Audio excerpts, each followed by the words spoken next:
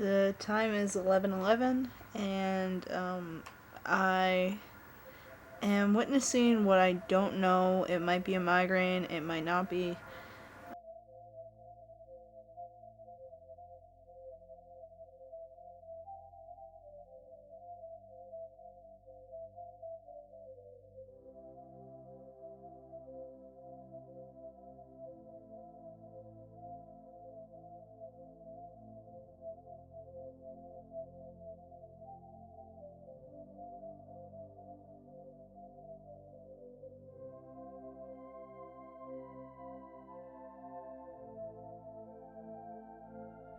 Usually doesn't start with an actual headache for her. Usually the first thing is that she'll start to feel numb.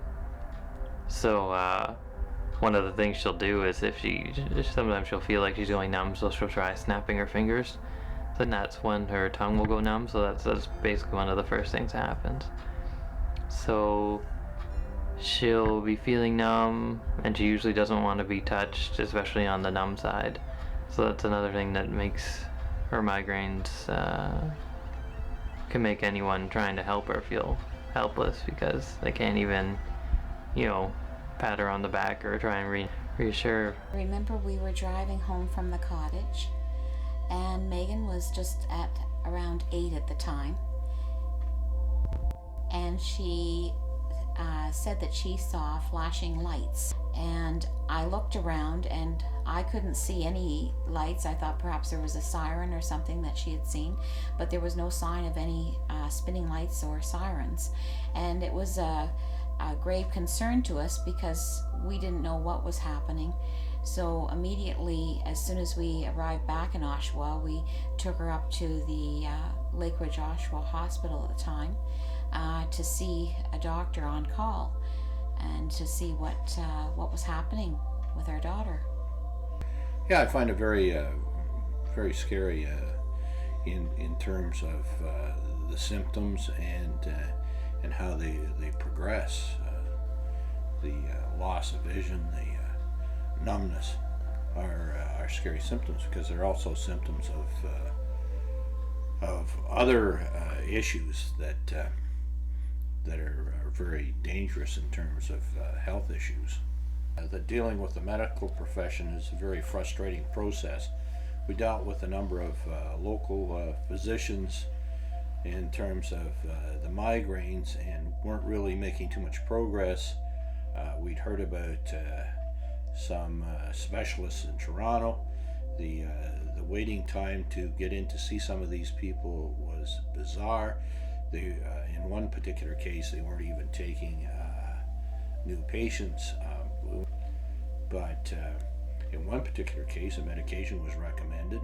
It was called Topamax, and the side effects for this medication were bizarre, to say the least.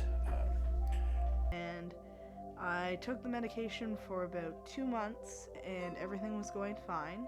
I still got migraines, but they were decreased, and I started to lose my memory. I couldn't read. I would read a sentence, and it would go away. And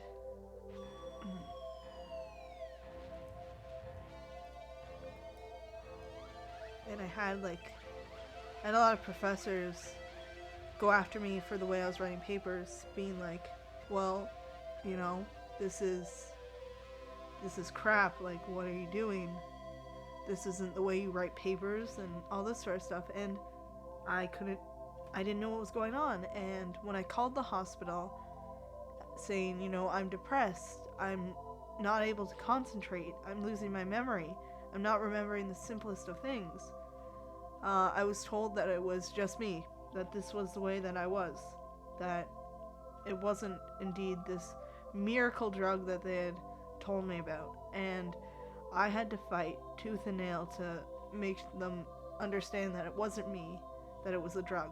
Well, Megan's experienced migraines pretty much for the entirety of her adult life so far, and they are very disturbing because they can happen at any moment. We don't know really what triggers them, and in terms of treatment, we're very much in the dark. I've always been concerned about the medications they prescribe for migraines. often when the pharmaceutical companies put drugs out, they may sound promising, but at the same time, the long range side effects are unforeseen. And as we've seen in the past, something may sound relatively safe, but the effects on the body, maybe 5, 10, 15 years down the road, are very much unpredictable. And that frightens me. Different times I hear the doctor putting Megan on different types of medication because we don't know how much it will help. The time is now 11:34, and my head isn't really better. Still have a bit of numbness in my tongue. It hurts to breathe whenever I breathe in.